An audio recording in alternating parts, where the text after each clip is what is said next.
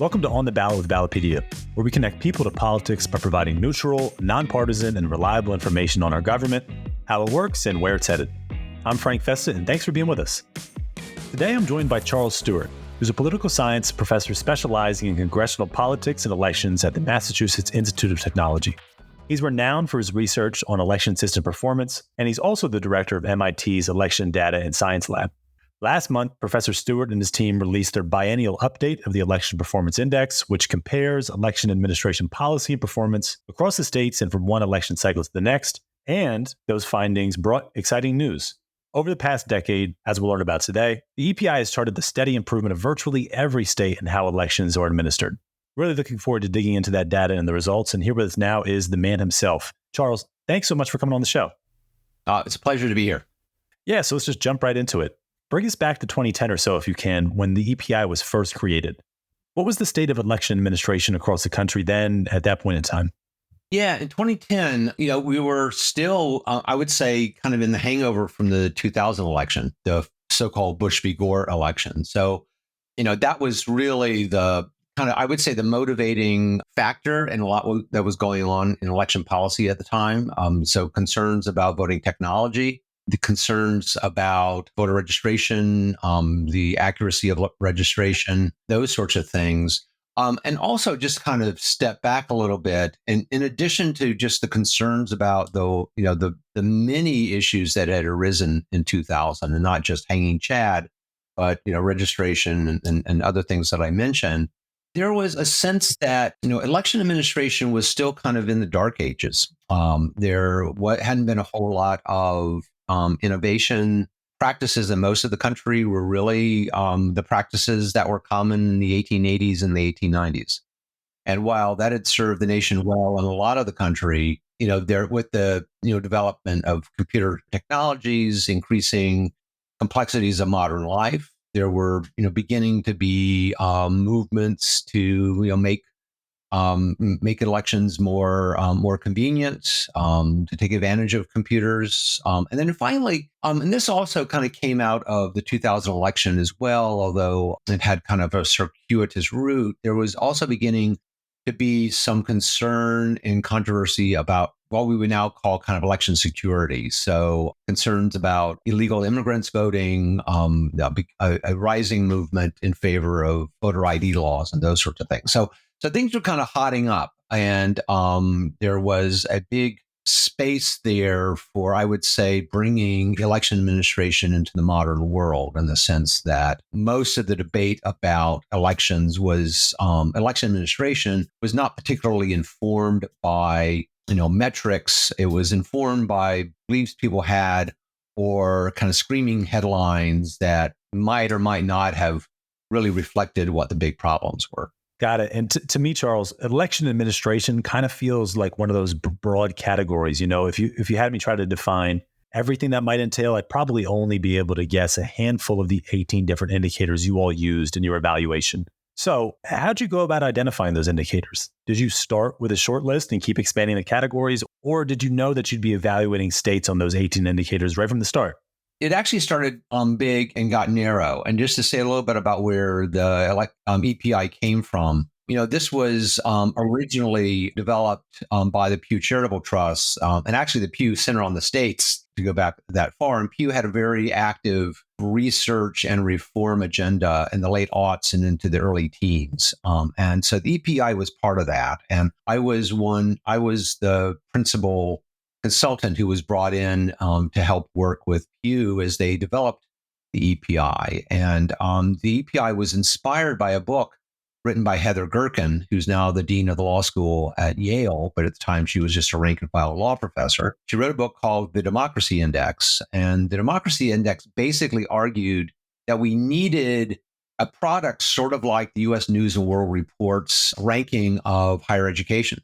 Heather argued that we need something like this for elections so that citizens can see who's performing well, who's not performing well. And in her view, that if states were not performing well, then the public would know where to kind of push on state legislators to improve. So that was kind of the big idea that Pew was responding to. They got together an advisory committee of about 24 people And we dug in, and we actually started from first principles. We started, not only reading Heather Gerken's book, and she was one of the advisors that we worked with, but we just started exploring different ways of measuring how well elections went. I mean, one inspiration, by the way, was a project I had worked on around 2000 with the Caltech MIT Voting Technology Project, where we had tried to put a number on the number of votes that had been lost in the 2000 election because of problems with voting technology, voter registration, mail ballots,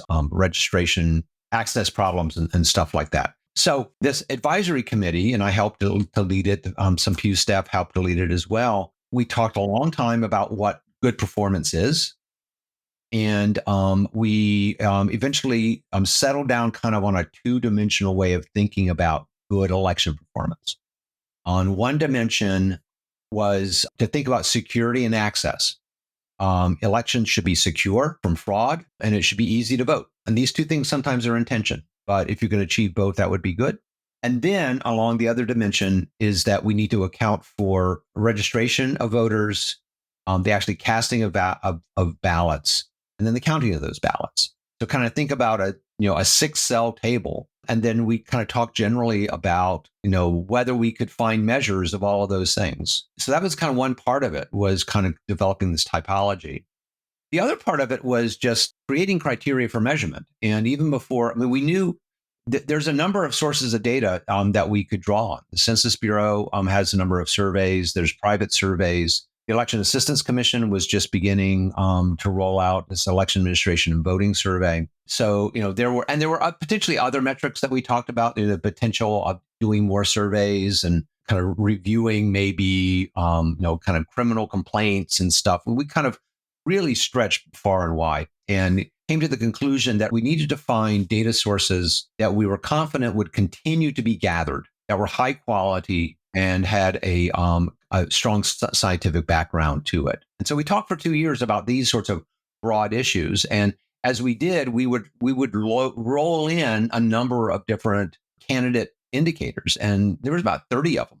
At various times, we would get together in person, and we would kind of subject these indicators to kind of scientific questions about reliability and validity. This group of academics and election administrators would talk about whether the indicators passed the smell test. We ended up discarding, in fact, it was more than 30, because I know we ended up discarding more indicators than we ended up keeping. Along the way, by the way, for the people listening here, this is kind of shameless shilling. I'm looking at my bookshelf. We actually published a book called The Measure of American Elections, co-edited by me and Barry Burden at the University of Wisconsin. And The Measure of American Elections, we took on all of these areas. And we had academics write about these areas. How do you measure performance? What are good indicators? What are bad indicators?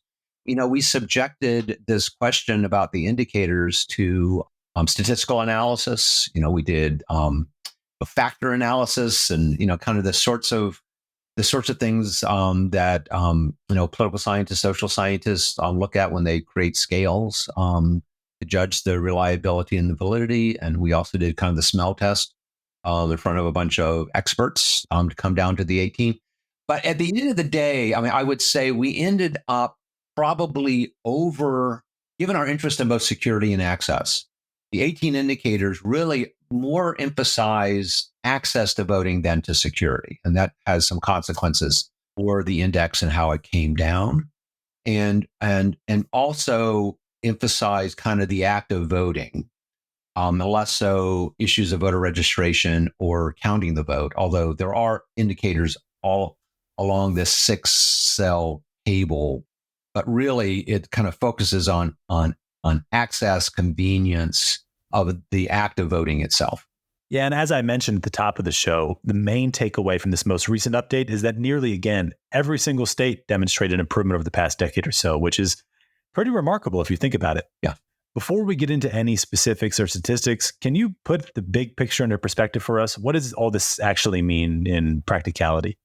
There's I would say kind of two big buckets of indicators that help to guide how I think broadly. One is a set of indicators that are about kind of policies and practices, and most of those policies and practices reflect the use of technology to manage elections. The other are measures from the Election Administration and Voting Survey, the so-called EVES, which is released by the U.S. Election Assistance Commission after every federal election. And the EVES allows us to measure things like the rejection rate of absentee ballots, the non-return rate of absentee or UACAVA ballots, the rejection rate of new the rejection rate of new voter registration forms and those sorts of things. And so the big message here is that of those two buckets, the biggest improvement we see, or the biggest source of improvements, comes from the greater use of technology to both run elections and interface with voters. Back in 2010, really, there were a couple of states that were engaged in what we would now call automatic voter registration, or even had online voter registration of any sort, or any sort of automated registration. Delaware was one of the pioneers of integrating, when you got your driver's license, they would also allow you to register to vote in that same transaction. So there was, Delaware, Michigan was beginning to do some work in that area. Arizona was beginning to do some work in that area. But that was basically it. Now, almost every state offers some sort of online interface, and almost all of those allow you to register online in the first instance. And other states don't allow you to register online, but do allow you to update your registration when you move, to check the status of your registration. And then there's other services just about, being able to track your mail ballot and those sorts of things. So technology has really risen in the in elections, which over the last decade has improved both convenience for voters, but also security of the system, right? I mean, kind of think about online voter registration or integrating it with driver's licenses. Back a decade ago, most people, when they registered, would write down in their very poor handwriting the critical information about registration. And then that very poor handwritten form would go to somebody who might have had very fat thumbs and maybe not very good skills at deciphering bad handwriting. And so got all sorts of mistakes due to that nature of data entry. Now you have, this all happening online. You can review what your name will look like. You can review what your address will look like. In some cases, that address can be verified instantaneously for being a valid address. Kind of that sort of stuff, which cuts down on errors, which is both a customer service issue and a security and anti-fraud measure. So that's kind of on the technology side. That's the big increase. And there's a couple of other policies. The rise, almost every state now does post-election audits, which was one of the things that we measure. Very few states were doing post-election audits back in 2010. Almost everybody is now. And a number of states are beginning to do risk limiting audits, which we give bonus points for. Of course, many states now, about half the states have joined ERIC, the Electronic Registration Information Center, to help improve the quality of voter registration. So those are sorts of things. Those are the big movers. The smaller movers, though, are on the EVES side. And we also see, fewer mail ballots being rejected. We see fewer provisional ballots being rejected. We see fewer provisional ballots being given out, for instance. Those improvements are... And real quick, Charles, if you don't mind. Yes. Would you mind defining what EVES is for the audience in case they're not familiar with the lingo? Sure. EVES is, thanks. And this is something that data geeks throw around. EVES, the Election Administration and Voting Survey, which is the Election Assistance Commission's, U.S. Election Assistance Commission's survey of local governments. And it's an incredible data source. Since you asked, I'll tell you not only the acronym, but what's in there for every local jurisdiction in America. And they have the responses from close to 10,000 jurisdictions.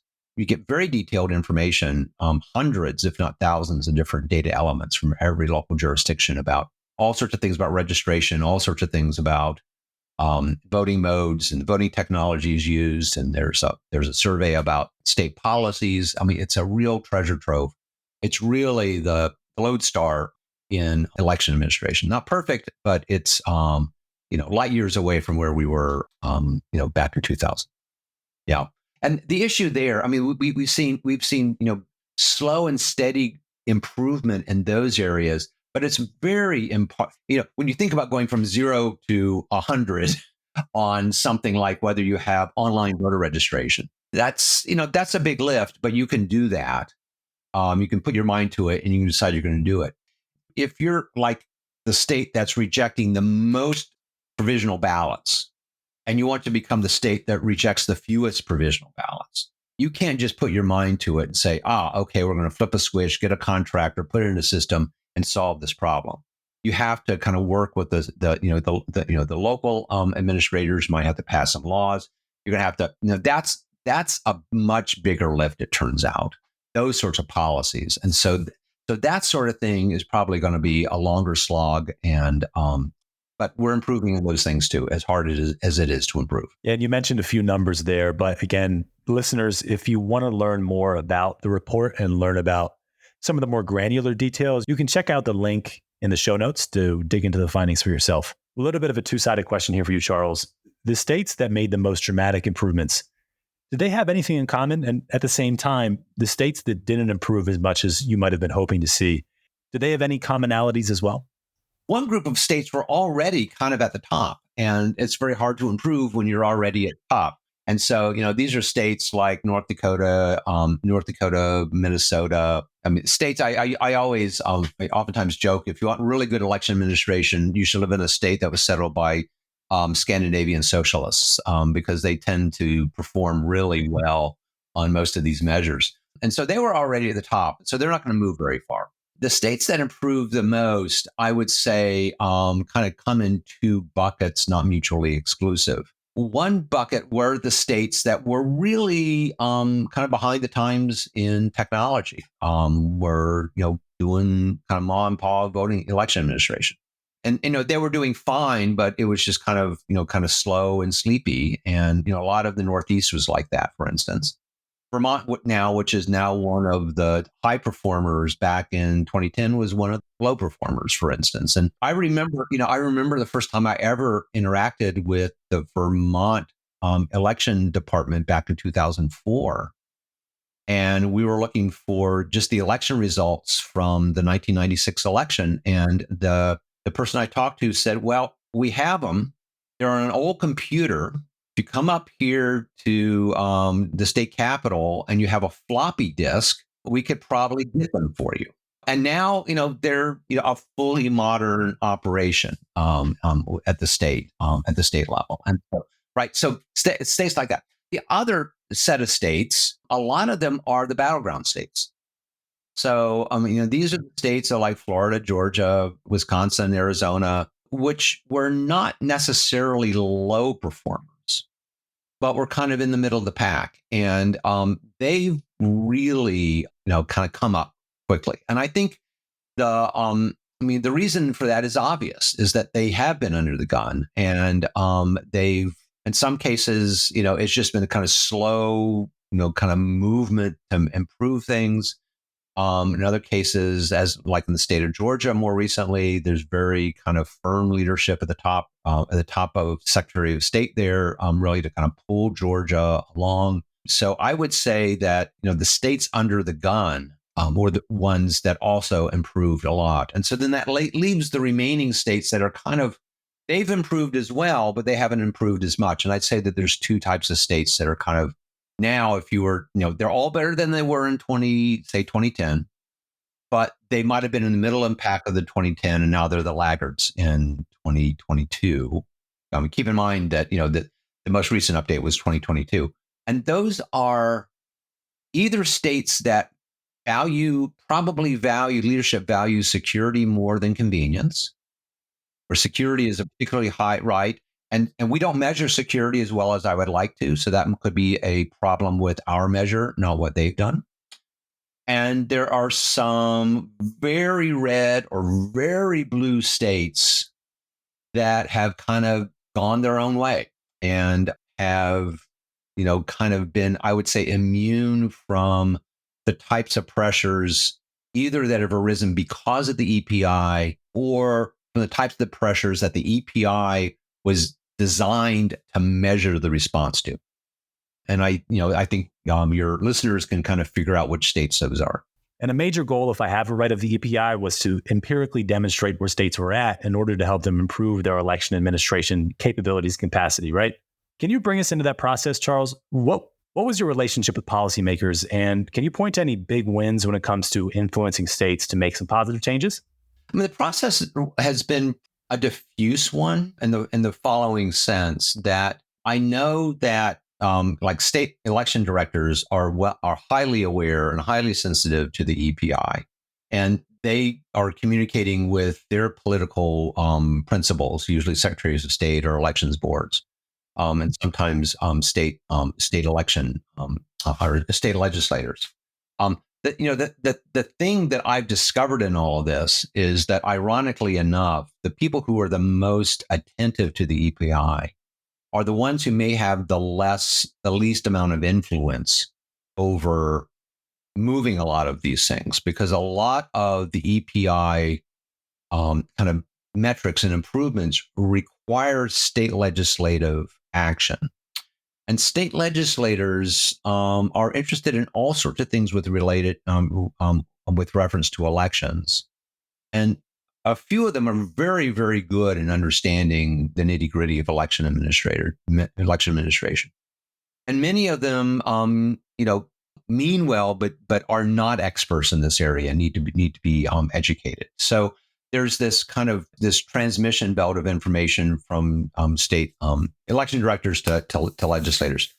Right. I don't want to name names, but even in the last month or so, 2 months since the release of the EPI, I've been on 3 calls with leadership in 3 states where the question was, how do we improve our EPI score?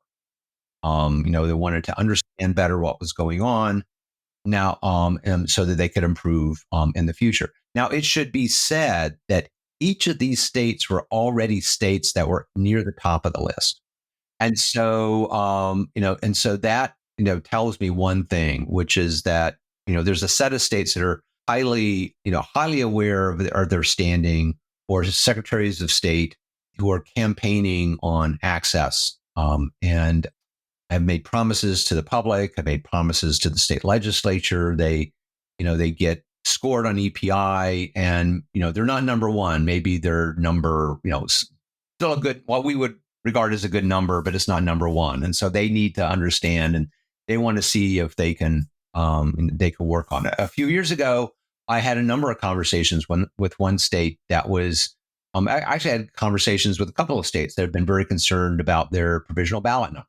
These are voters who've shown up wanting to vote, and because of registration problems have been unable to vote. That's unfortunate for a lot of reasons. And so there's some states basically were, decided that, they needed to change their procedures for registering voters, updating voter registration, those sorts of things. And so we've seen changes like that. And then finally, some of the outright policy areas, like in auditing, we've been able to give the ammunition. I know I've had a couple of conversations with kind of states, secretaries of state that have been kind of, we call low performers, where they kind of welcomed getting a low ranking, because they could go to their state legislature and they can say, look, we don't look too good, but if we use the internet more, if we start doing auditing, we'll look like a really good state, and let's do it. I can't tell you how many states have actually enacted these policies because of the EPI, but it's, I know in a number of cases, it's been one of the tools, one of the arguments that have been made to bring some states into maybe the 20th century and maybe even the 21st century. There's been so much growth in the last 10 years, and growth is great, of course, but I can imagine you'd still like to see a lot of work done from where we're at in order to get to, the ideal standard of election administration. Where does the EPI go from here? What's next? I'd answer that in a couple of ways. And one is taking the EPI as it is right now, and the other one is to reimagining the EPI. Taking where it is right now, there's probably still about a half a dozen states that I would say have kind of resisted technology, and it's not because of it's the election officials have resisted it.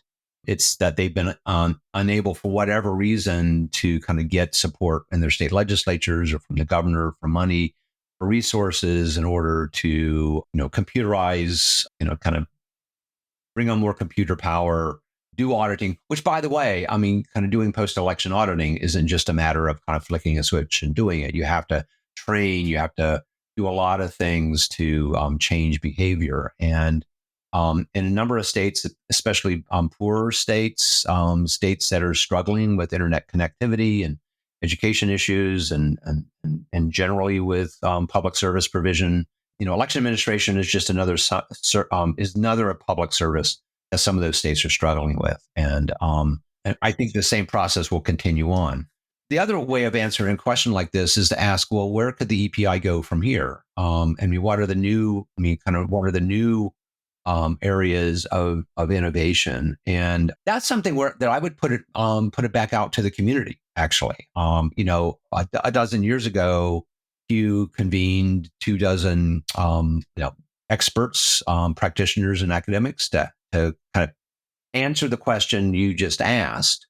And, they talked, and, we also went to gatherings of election officials and talked to them about what they were thinking. And I think that, now is a time for us to probably to re-engage the community. There's a lot more division these days about what constitutes good performance. There's a lot of talk about security and integrity. How do we measure that in a way that's scientific and in a way that satisfies kind of both sides of the issue? I mean, I think those are real challenges. And I don't, so I'm kind of deflecting the question because I don't know what the answer to that question is beyond what we're doing right now. But I know that there's likely a really interesting and compelling answer to be given by the community. If we think about engaging them, not in the next year or so, in the coming years, to go back to the well and see what the community is interested in. And Charles, before I let you go, what does all this mean for the folks who are running our elections? I think it's easy to get lost in the numbers and the news cycle and forget that elections that are administered by real people, human beings, right? Election administration has fallen under a ton of scrutiny in the last decade. And at the same time, as the EPI has demonstrated, there's been so many noteworthy improvements in that same time frame. So what does this mean for election administration and those that are actually doing the work of running our elections? Well, I mean, I think the EPI, as I mentioned at the top of the show, was intended in part to goose election administrators and legislators and others, policymakers, to improve election administration. And, we weren't the only voice, but we and other people working together have made election administration better. And it's through a lot of people doing a lot of things. Some leadership that moved legislation, that moved crusty old bureaucratic agencies into new directions. From there to, the million, poll workers who show up on a presidential election day and, spend the long hours in the polling place and endure the training and learn new ways of doing things and help the voters and, use the news technologies, which sometimes are a mystery. And so, I think the EPI shows that we can make elections better as a nation if we put our mind to it and if we are serious about it. And I think the people who have worked in this vineyard over, I don't want to let people off the hook when they shouldn't be off the hook. But I do think that the EPI, this release of the EPI, should allow people who've been working in the vineyard to take a victory lap as they go into the 2024 election, knowing that they're standing, for the most part, on a firmer foundation for secure and accessible elections now than a decade ago, much less 2 decades ago when we were fighting things out in Florida. Got it. Well, I feel like we could have talked for a lot longer, Charles. You've been great. We really appreciate you coming on the show and sharing your insights with us. We'll definitely have to have you back on the show in the near future. So thank you again. Really appreciate your time. Have me back anytime. It was a joy, and thanks for having me. Yeah. And again, for listeners, we have the report linked in our show notes if you want to give it a closer look, along with some of the other Ballotpedia resources on election administration. We'll be back next week with another episode. Make sure you subscribe to On the Ballot wherever you listen to podcasts. I'm Frank Festa again, and thank you for listening. We'll see you next week.